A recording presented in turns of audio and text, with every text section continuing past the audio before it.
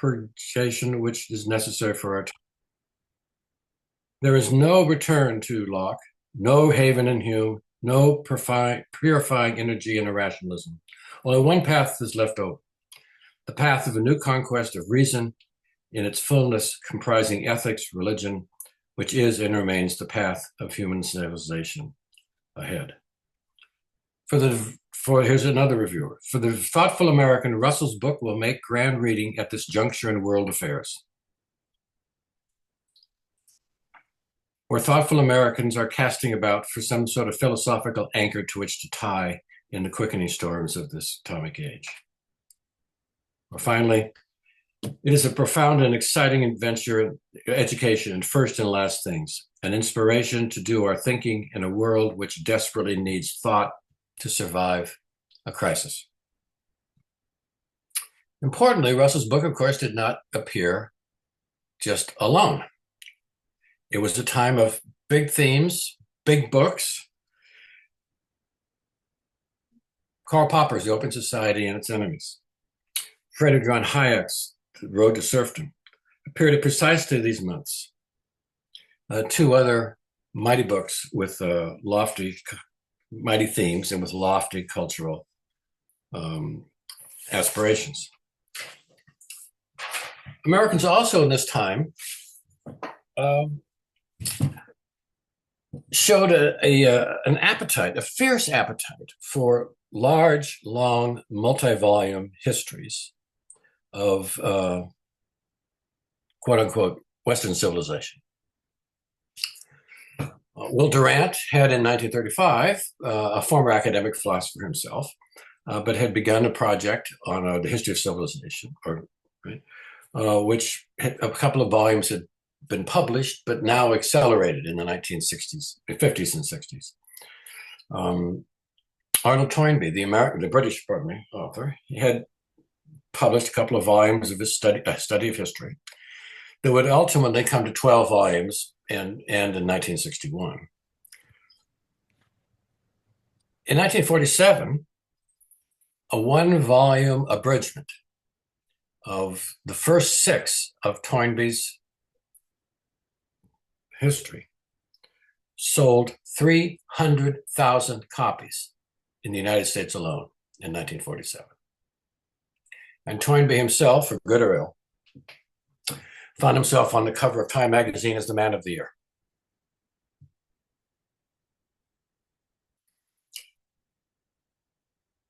Just one for some people of my generation, one of the a constant companion of ours going through university was Robert R. Palmer's Western Civ textbook. But it's begun its life, and this is an interesting point, it began its life as a history of 19th century France. Then it became a history of 19th century Europe. Then it became a Western Civ survey from the ancient Greeks to the present. And then even after Palmer's death, a man named Joel Colton, a very fine historian at Duke, joined the team, and the famous book, Palmer Colton, A History of the World, appeared. Russell's book is this, people are looking for just the kind of themes that he's talking about, I think, in this book.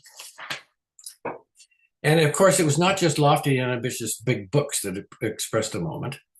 The curriculum of American universities changed to emphasize something called variously Western civilization or great books. Great books courses had begun in Eastern universities in the controversy concerning the American failure to ratify the Versailles Treaty. Often on the grounds of the reasons against was, what does this have to do with us? We're not Europeans. Why do we need to come to or why do we need to join the UN, or the League of Nations, pardon me? Why do we need to sign this treaty? Why do we need to commit American law? You can imagine. Just to remind you, Columbia University's Great Books program began in 1919. Okay, Chicago's will be the most famous, but it took the aftermath of a second war. It had been organized by Robert Maynard Hutchins in the late 1930s, kind of paused because of the war, comes back again at war's end. And as it was endorsed memorably by America's preeminent columnist, Walter Lippmann, great books provide a bulwark against fascism and communism. Lippmann tells us.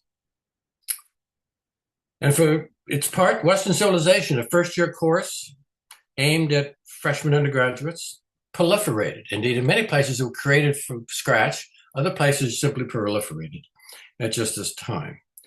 You get now a kind of European survey from the ancient Greeks to kind of to the present. In some places, just a couple of examples that I know happen to know slightly. One was at the University of Iowa, where a former teacher of mine, George Mossy, a very well-known, distinguished historian of 20th century German intellectual history, taught a mandatory course. All first-year students at the University of Iowa had to take Western Civ. They didn't have to take American history. They had to take Western Civ. 1,500 at a time in the field house. That is where they play basketball. My university here, a still segregated, small, mostly male Southern public university, maybe about 5,500 students, at war's end, purposely ditched the old, what had been first-year courses. There had been one on the ancient world, another course on medieval Europe, another course on Ren Ref, another course on the French Revolution and Enlightenment. Suddenly now, a 1 year long Western Civ survey. These seem to me the kind, and it isn't required, not just of history majors, but of all humanities majors have to take this course. This seems to me the kind of impulse that led American readers to put down their $5 and buy a copy of the history of Western philosophy. In contrast with America, the Britain that welcomed the history of Western philosophy in the late autumn of 1946 was at once victorious, damaged, and unprecedentedly challenged. It was, not to put to a fine point on it, broke. Yeah. 1/3 of its merchant fleet was gone.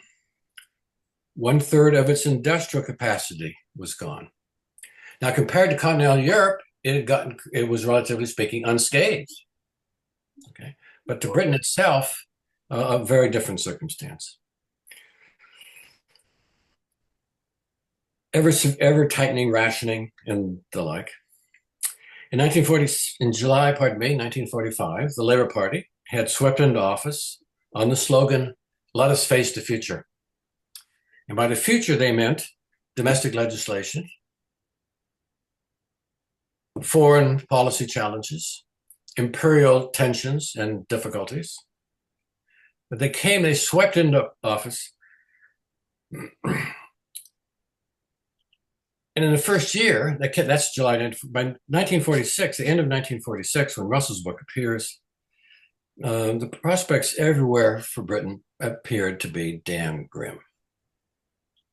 In Palestine,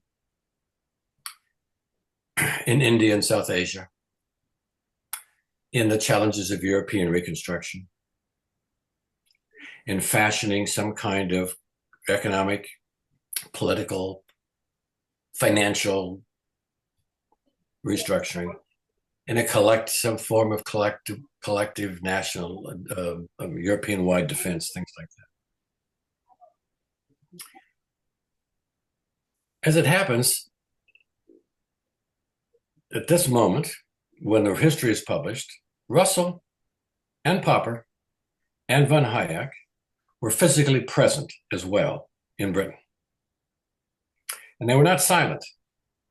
They were either teaching or publishing, appearing in interviews, taking advantage of the radio and all the rest, self-consciously trying to raise their contemporaries' minds from kind of narrow-minded concentration on a kind of admittedly complex and confounding everyday problems. To many British reviewers and readers of the history, the crucial question was, what on earth just happened here?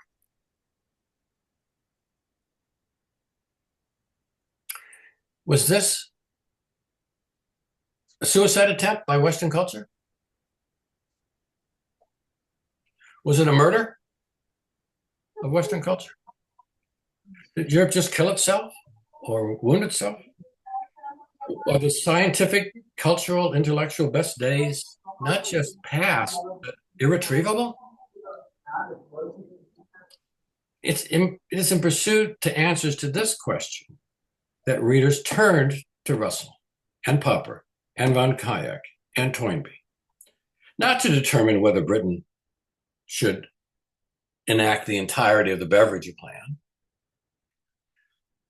not to help determine whether Palestine should receive self-government, not to learn whether Britain should join the European iron and steel community. They looked to Russell for hope, for confirmation, that the tradition of Western civilization, Western intellectual life, had been damaged,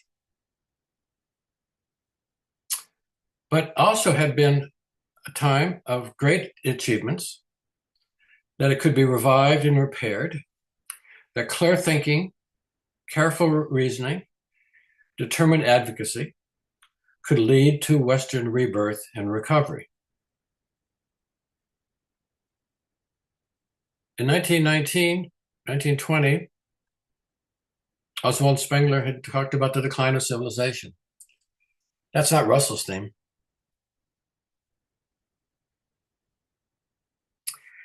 He wanted his readers to treat this tradition respectfully, to marvel at its longevity and accomplishment, to refashion it in a West without fascism, Stalinism, dogmatism, intolerance, contempt for science. He pressed his readers to live without fear, to think free of the fetters of dogmatism, to demand tolerance, open-mindedness, and empirical science. This was Russell's admonition to its readers, and it struck a very positive chord in contemporary Britain.